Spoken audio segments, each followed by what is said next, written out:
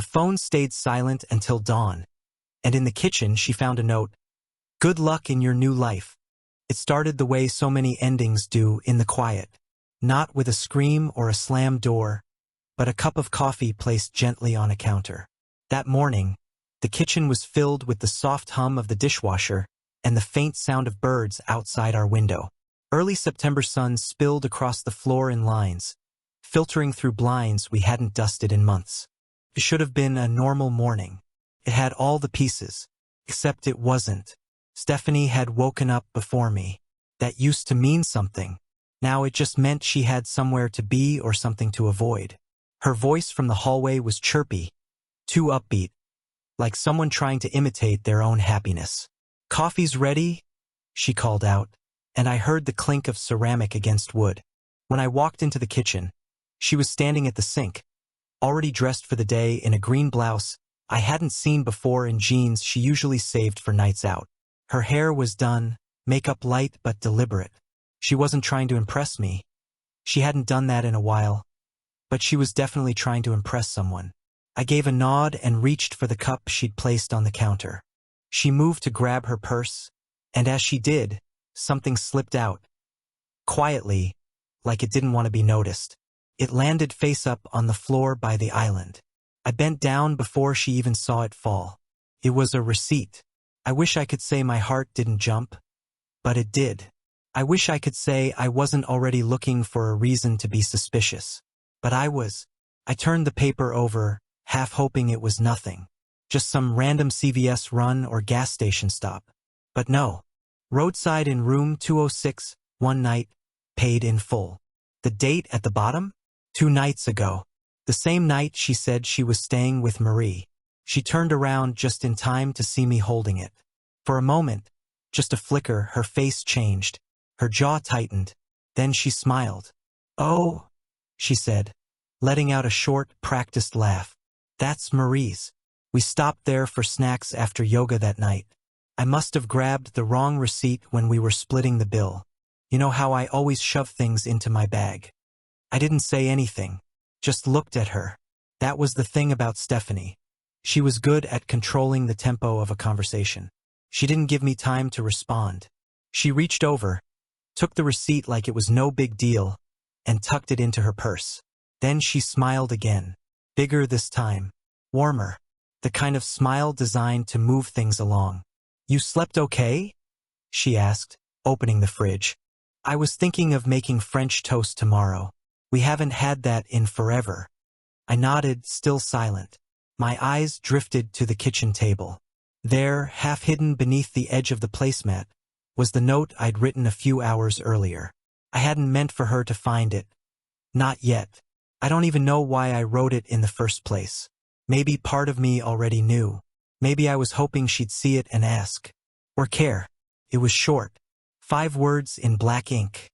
"Good luck in your new life."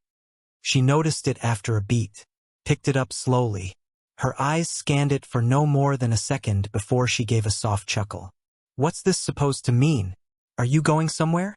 she asked, already pulling open the junk drawer beside the sink. I didn't answer. She placed the note inside, right between an expired coupon and a dead battery, and closed the drawer with her hip. I just stood there, still holding the coffee, still trying to figure out what I was supposed to feel. "Hey," she said, walking past me with her phone in hand. "Can you take the trash out before you leave today? It's already full and it's going to start smelling." That was it.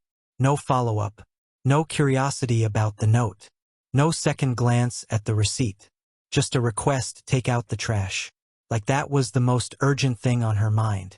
It was surreal, honestly. I felt like I was floating in someone else's life. Like I'd woken up in a parallel version of our marriage. One where I was the only one still pretending to care. I sipped the coffee. Lukewarm. Sweetened too much. She always added too much sugar when she was trying to butter me up. She was halfway down the hall now, tapping away on her phone, murmuring something about her call with Rachel at noon. Rachel worked in HR. A name I'd only heard recently, but one that kept showing up every time Stephanie needed an excuse. A meeting, a quick lunch, an unexpected delay. The morning moved on without us. I sat at the table, staring at the now empty counter, trying to remember the last time I believed what she told me without hesitation. It wasn't just about the receipt. It wasn't even about Marie. It was the way her voice had that new sharpness lately. Too practiced, too polished. Like she was reciting lines. Like she had a new audience. It wasn't until she left, keys jingling, door slamming with that familiar hollow thud, that I finally opened the junk drawer again. There it was. My note. Folded and forgotten.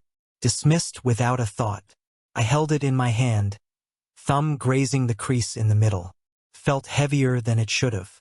For some reason, that hurt more than the receipt. After that morning, the days didn't just go on like normal. They dragged. Each one felt like walking through a hallway where all the doors had been left ajar. Little glimpses of things I wasn't supposed to see, sounds I wasn't meant to hear. And once you start noticing one thing, it's like your brain suddenly decides to replay everything you ignored the first time around. Stephanie's late nights had become so frequent they barely registered anymore. She always had a reason, back-to-back meetings, team drinks, traffic on the way home. I didn't even ask where she was half the time. She'd come through the door with a quick kiss on the cheek, toss her bag on the counter, and vanish into the bathroom before I could say anything. But that morning, the receipt, it planted something in me. Not a full suspicion, more like a seed. And once it was there, everything started to look different. I remembered one night 2 weeks earlier. It was a Friday, and she came home close to midnight, claiming she'd had a project emergency and had to stay and help her intern. Her shirt was wrinkled like she'd changed clothes somewhere else, her eyeliner smudged, and she smelled like jasmine and something musky I couldn't place. Not her perfume. I asked if she was okay, and she smiled wide, too wide, and said, "Just tired. I should have known better." But I told myself not to be paranoid. I poured her a glass of water and went to bed. Now, with the receipt burned into my mind, that night wouldn't stop playing on loop. The shirt, the perfume, the way she avoided looking directly at me. It all took on a new shape, one I couldn't unsee. Then there was the phone. Her phone used to live everywhere. Left on the kitchen counter, beside the sink, forgotten on the couch. Now it was practically attached to her hand. If she set it down at all, it was face down. Always, and always on silent. No more notification chimes, no vibrations. Just quiet. One night, I asked casually, "Why's your phone always on silent now?" She didn't miss a beat. "Too many Slack messages. Drives me nuts." I nodded like that made sense. But her eyes didn't meet mine when she said it. Sometimes she'd get texts and glance down with a little smirk on her face, fingers typing fast, shoulders tense, like she was trying to get the last word in before I walked into the room. If I asked what was funny, she'd just say, "Memes. You wouldn't get it." Then she'd go quiet again, phone slipping into her pocket like a secret. Then came the weekends. That was when the lies started sounding too clean, too well rehearsed. She started going to her sister's place a lot. "Just some girl time," she'd say. "She's been going through stuff." And I promised I'd be there for her. That first weekend, I offered to drive her. She waved me off. "No need. I'm picking up wine on the way." She came home late Sunday night, hair damp, skin flushed. I opened the door when I heard her key in the lock, and she froze for a second, like she hadn't expected me to be standing there. Then she smiled and said she'd had the most exhausting, relaxing weekend ever. She carried no bags, no overnight tote, no makeup kit, just her phone, her keys, and a coat over her arm. "Your sister doing okay?" I asked. She nodded. "Yeah, better." I went to hug her and she flinched. Just a little. Just enough. That night I couldn't sleep. I lay there in the dark, staring at the ceiling, listening to her breathing beside me. It sounded different, like she was performing sleep. Too steady, too even. My mind wandered to things I never thought I'd worry about. Was someone else making her laugh? Was someone else getting the version of her I hadn't seen in months? The soft laugh, the private jokes, the way her hand would brush her hair back when she was flirting? I tried to shake it off. I told myself maybe I was imagining things, looking for ghosts that weren't there. But then the laughter changed. It happened on a Wednesday night. We were watching a show we used to love, some crime drama with dry humor and sharp one-liners. The lead made a joke, and I chuckled out of habit. Stephanie laughed too, but it was different. Louder, sharper, like it had been waiting to escape. I looked at her. She was looking at her phone, not the TV. No one had texted, at least her screen didn't light up. But she laughed again, quieter this time, biting her lip and shaking her head like she was remembering something from earlier. "What's funny?" I asked. She looked up, caught off guard. "Oh, just something from work. From the show." "No, I never mind." And just like that, the room felt colder. I wanted to ask who it was. I wanted to take her phone and read everything. I wanted to scream, "Just tell me the truth." But I didn't. Instead, I stood up, said I was going for a walk, and left without grabbing a coat. I walked the neighborhood 3 times, hands in my pockets, teeth clenched against the wind. When I got home, she was asleep, or pretending to be. I sat on the edge of the bed and watched her for a long time. Her face was peaceful, beautiful even. But she wasn't mine anymore. Not really. I just hadn't admitted it yet. Over the next few days, the distance between us turned into a canyon. We stopped touching. No hugs. No casual grazes of the hand in the hallway. Her toothbrush sat dry on the counter most mornings, like she was brushing her teeth somewhere else. I started noticing new toiletries, travel-sized lotion bottles she never used before, lipstick shades I didn't recognize. One morning, I asked her if she bought a new perfume. She smiled and said, "No, same one I always use." But it wasn't. I knew that scent. It was faint but familiar, like a memory I couldn't fully reach. It was cologne. I tested her once. I said, "Hey, you should invite Marie over sometime. Haven't seen her in forever." Her face faltered, just for a second. "Oh," she said. "Yeah, maybe. She's been super busy." That was all. Nothing else. No follow-up. No curiosity. Just a door shutting quietly between us. By then, I had started keeping a mental list. I didn't write anything down. That would have made it real. But I kept track in my head, as if I was building a case for someone else to believe me. Someone who could step in and say, "You're not crazy. This is happening." Phone always on silent. Trips to her sister's place 3 weekends in a row. The motel receipt. The perfume. The laughter. The new clothes. The evasive answers. The change in her eyes when she looked at me. Not warm, not annoyed. Just distant. Like I was something she'd already decided to leave.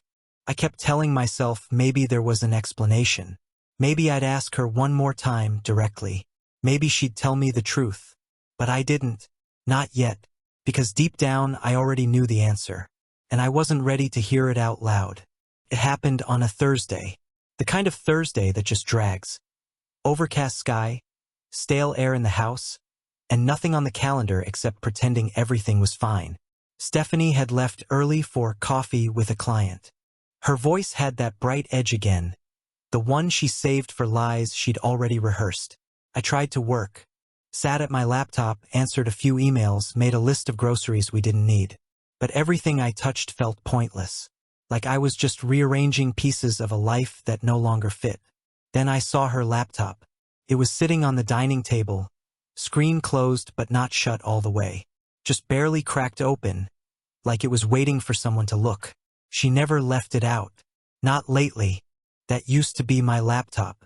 We shared it, paid for it together. But sometime in the last few months it became hers. And I wasn't supposed to touch it anymore. I stared at it for a long time. I didn't want to be that guy, the one who goes through their partner's things.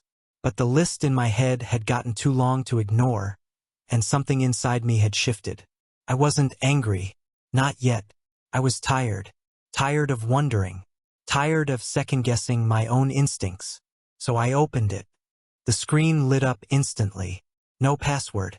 Just a desktop with a dozen folders and her email open in the corner. Most of it looked normal. Work documents, client invoices, PDFs named proposal_draft_v2. But one folder stood out. It wasn't labeled in code or buried deep. It sat right there on the desktop, plain as day. Shared Daniel. My stomach dropped. I clicked it. Inside were spreadsheets, photos, and a document titled Plan. Just Plan. I opened it. It was a shared calendar. Meetings. Weekends blocked off. Notes in the margins. Each event had two little icons. One with her initials and one labeled DC. Daniel Carter. I'd never heard the name before. Not in stories about her job, not in passing. And yet, here he was, neatly slotted into her days, her nights, her schedule. There were references to hikes, wine nights, and something called the lake house. I clicked the photos folder. There they were. Stephanie, in a hammock, legs tangled with someone else's, wearing a t-shirt that wasn't hers. Her face tilted toward the sun, smiling in that way she hadn't smiled at me in months. Then another, her in a kitchen I didn't recognize. Barefoot, holding a glass of wine, leaning against a counter with Daniel standing behind her. Arms wrapped around her waist like he'd done it 100 times. But the worst one, the one that gutted me, was taken right in our own backyard. I knew it because of the chairs. I built those chairs with my own hands the previous spring, staining them on a warm Sunday afternoon while she read a book beside me. I remember how she teased me for getting sawdust in my hair. In the photo, she was sitting on one of those chairs, Daniel next to her, his hand on her thigh. She wore that yellow sundress she always said made her feel like summer. They looked comfortable, familiar, like they belonged there, and I was nowhere. I sat there, frozen, the screen glowing in front of me. The photos didn't move. They didn't explain. They just sat there, permanent and undeniable. I don't know how long I stared. My coffee had gone cold. My fingers were numb. I finally closed the folder and leaned back, feeling something heavy in my chest. Not just betrayal, but grief. Not for her. For us. For the version of us I'd still been fighting to protect. There was no more pretending now. No more wondering if I was being paranoid. No more hoping that I'd misunderstood. I had seen everything I needed to see. Stephanie was having an affair. And she wasn't even being careful anymore. I looked around the house. The photos on the walls, the throw blanket she loved, the empty vase from last week's forgotten grocery run. Everything felt like a lie, like props from a life I thought we were living together. I stood up, paced the room once, twice, trying to catch my breath. My mind was a mess. Angry, sad, weirdly calm. I expected to feel rage. But I didn't. Not yet. Just a slow, growing sense of resolve. I wasn't going to confront her. Not now. What was the point? I didn't need to hear the lies. I didn't want the tears or the excuses. I didn't want her to twist this into something that made sense. I wanted out. But I wanted out clean. That night, after she came home, same fake smile, same kiss on the cheek. I didn't say a word. I asked how the client coffee went. She said, longer than expected, and laughed like she was still trying to sell the lie. I smiled back, even offered to order takeout. We sat on the couch, watched a movie neither of us liked. She fell asleep halfway through, her head on my shoulder, like we were still something. I sat still for 20 minutes, watching the credits roll, wondering if she'd dream about him. I didn't sleep. Instead, I packed a bag. Just the essentials. Clothes, documents, my journal, the charger she always borrowed. I moved quietly, carefully. Every motion felt like a goodbye. But I didn't cry. Not then. I left everything else. Photos, gifts, furniture we picked together. I didn't want it. Let her have it all. Let her sit in it. Before I zipped the bag, I pulled out the note. The one I had written earlier that week, not knowing why. Good luck in your new life. I unfolded it, smoothed the crease, and placed it on the kitchen counter where she'd find it in the morning. Then I left, locked the door behind me, didn't slam it, didn't leave a mess, just walked out into the dark, the sound of my footsteps loud against the driveway. The street was quiet. Our neighbor's porch light flickered on. Somewhere a dog barked. The world kept turning. To anyone watching, I was just a guy with a duffel bag, heading off somewhere. But my marriage? It had already ended hours ago, in silence, under the glow of a laptop screen. I was out of the house by 4:30 a.m. Not because I had somewhere to be, just because I couldn't bear to be there a second longer. The air was still, almost frozen. That kind of heavy quiet only happens before sunrise, when the world hasn't quite decided to wake up yet. I didn't leave a trace behind. No drawers left open. No lights left on. If she didn't notice the note on the counter, she might have assumed I just stepped out for milk. The duffel bag was in the trunk. Everything I needed fit into half the space. Jeans, a few shirts, socks, my passport, a stack of bank statements I'd been quietly printing over the last few weeks. I left the rest. The house, the furniture, the memories. She could have all of it. As I pulled out of the driveway, I glanced in the rearview mirror, not out of hesitation, but habit. The porch light we'd never fixed was still flickering, and the curtains in our bedroom were drawn shut, just like always. For a moment, I thought about turning around, not to go back, just to burn it all down. But I didn't. That wasn't who I was. That wasn't how I wanted to leave this story behind. I drove for an hour without turning on the radio. Just the sound of tires against asphalt and the occasional rustle of wind through cracked windows. My hands gripped the steering wheel harder than necessary, knuckles pale under the pressure. I didn't cry. I didn't scream. I didn't even think. I just drove. By sunrise, I was checked into a short-term rental across town. Small place, nothing fancy, just a room with a bed and a view of someone else's backyard. That's what I needed. Something blank. Something without history. I dropped my bag by the door, kicked off my shoes, and collapsed onto the bed fully clothed. My body felt heavy, like it was finally allowed to register the exhaustion my mind had been carrying for weeks. I slept for maybe 2 hours, then woke up to the sound of a neighbor mowing his lawn. Saturday morning. People had routines. I used to have them too. I spent the rest of the day in a fog. I didn't call anyone. I didn't answer texts. I wasn't ready for conversations. Not yet. The only person who knew was me, and for now that was enough. That night, I sat at the kitchen table of the rental with a pen and notebook. No distractions. Just me and the silence. I wrote down everything I could remember. Dates, moments, shifts in tone. Not for legal reasons. Not for revenge. Just to put it somewhere other than my head. Her name showed up more than I expected. Not just Stephanie, but her. The version of her I'd loved. The one who used to leave notes in my lunch bag. The one who made playlists for long drives. The one who fell asleep on my chest during movies and whispered, "I like this life," when she thought I was already asleep. I grieved that version. The newer one? The woman from the photos. The one who laughed at her phone while I sat beside her in silence? I didn't know that person. I didn't want to. The next morning I checked my phone. For missed calls. All from Stephanie. No voicemails. Just a short text.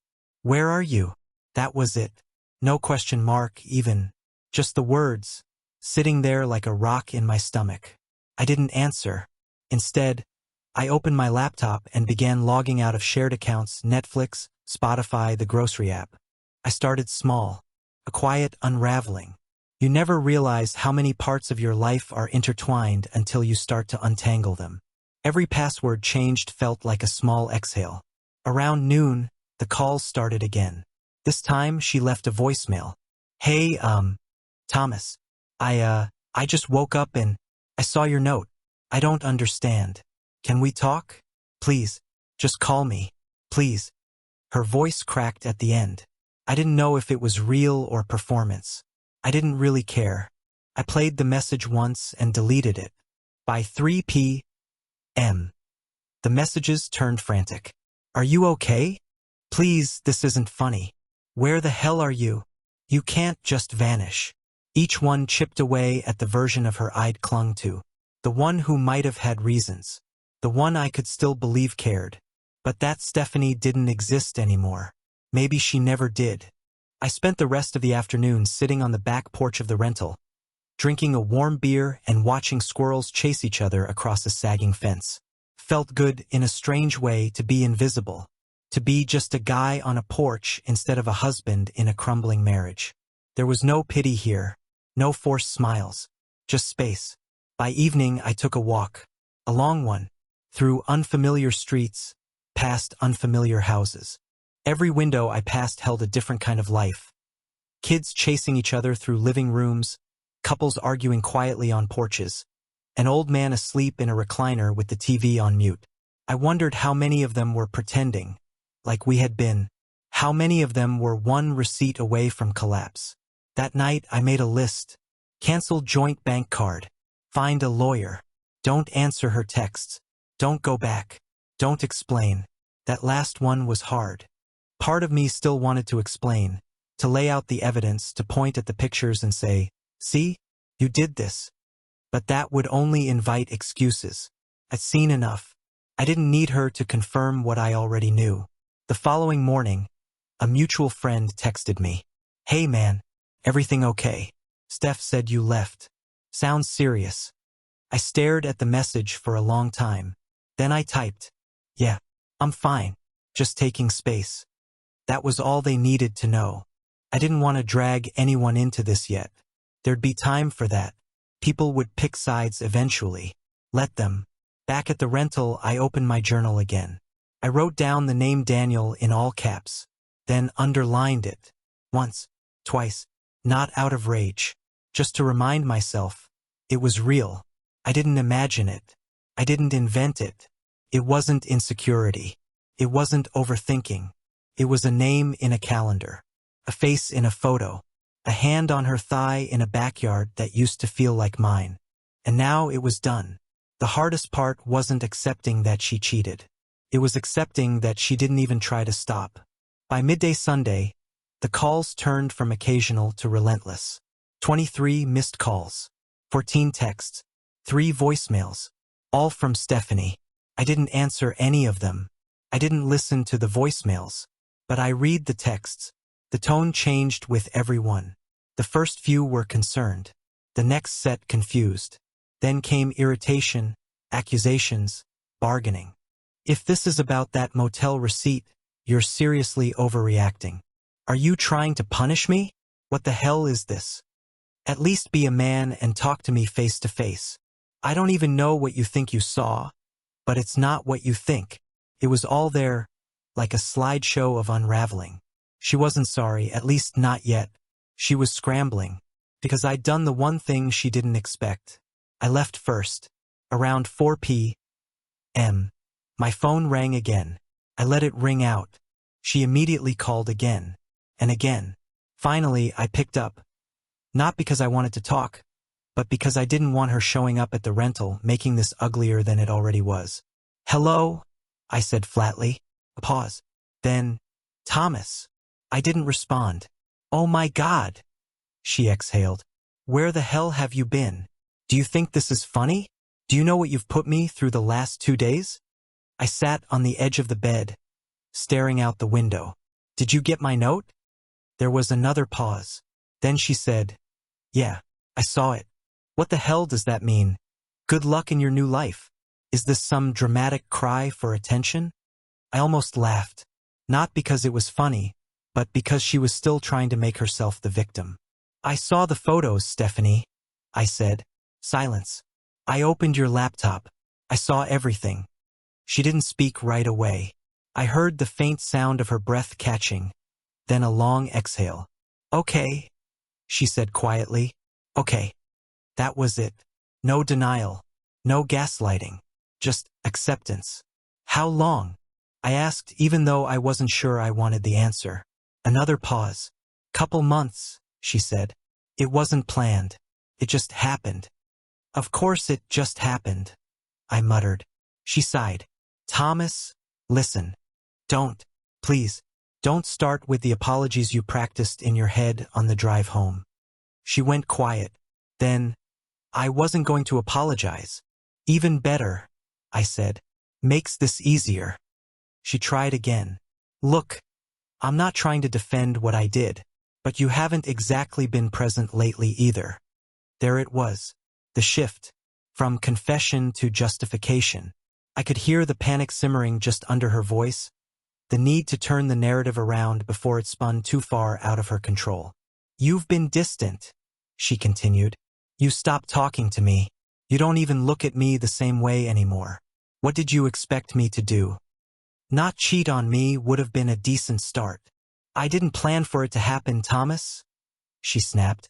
Do you think I wanted this? I was lonely. I needed God. I don't know. I needed something. Something that wasn't me, I said. That shut her up for a second. You made me feel invisible, she said finally. Daniel saw me. I blinked. Daniel? I repeated, my voice like stone. He listened. He made me feel like I mattered. Like I was still, I don't know, still someone worth paying attention to. And I didn't. I'm not saying that, she said quickly. But everything got so heavy. We stopped being us. I was coming home to a stranger. You were always tired or quiet or just gone, even when you were right there. And Daniel, he was just convenient, I finished. There when I wasn't. She didn't correct me. I stood and paced the room once, trying to slow my breathing. I could feel the anger rising, slow and bitter, but I didn't want to let it take over. I didn't want to scream. I wanted to remember this moment clearly. You didn't come to me, Steph, I said. You didn't say you were hurting. You didn't ask for help. You just left. You replaced me in silence. And I was still sleeping beside you. I didn't mean to replace you, she said softly. It wasn't like that. Then what was it? I don't know, she whispered. I was lonely. I didn't think you'd care. I thought you'd already checked out. I swallowed hard. I was holding on, Stephanie, to what we had. Even when it didn't feel the same. I stayed. Silence. Why him? I asked almost to myself. Why someone like him? She hesitated. I don't know. He was just there. That made it worse. It wasn't passion. It wasn't some overwhelming love story. It was boredom, proximity, emotional laziness. I didn't mean to fall into it, she continued.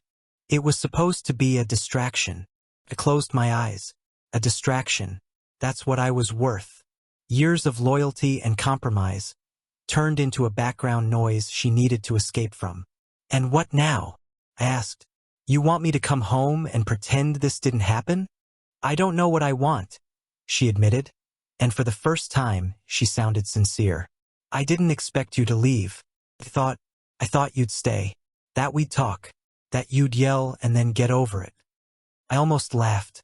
You thought I'd get over it? I don't know, she said again, sounding smaller now. Everything's a mess. I just want to fix it. You don't fix something by shattering it. Her voice cracked. I'm sorry. Not enough, I said. We both sat in that silence for a long time. Her on the other end of the line. Me in a room that wasn't mine. Surrounded by nothing. I didn't want to hate her. I didn't want to make this a war. But every word she'd said confirmed what I already knew. She had never planned to tell me. She wasn't remorseful. She was caught. I ended the call without another word.